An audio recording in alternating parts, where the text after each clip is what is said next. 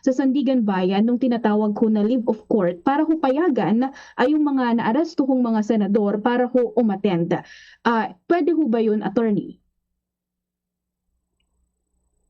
Well, pwede gawin, no? I mean, unang-una, sinong gagawa? Sino magpa-file nung motion of leave of court?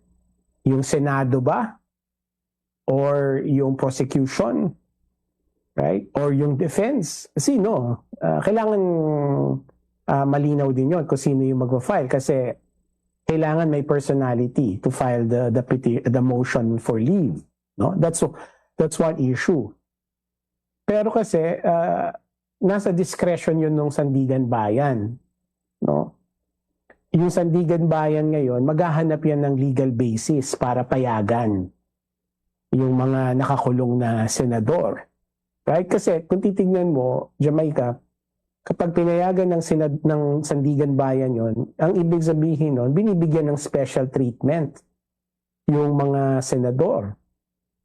Kasi yung mga ibang PDLs, yung mga ibang detention prisoners, hindi na sila nakakatrabaho dahil nakakulong sila, hindi ba? Kapag ikaw ay nakakulong na, kahit na ba mataas kang opisyal sa gobyerno or sa isang kumpanya, hindi ka na makakatrabaho dahil nakakulong ka na. So kung ang tanong, papayagan ba ng Sandigan Bayan na ba mabigyan ng special treatment yung mga senador, na bibigyan sila ng pagkakataon na makapunta sa Senado para maging senator judge, di ba?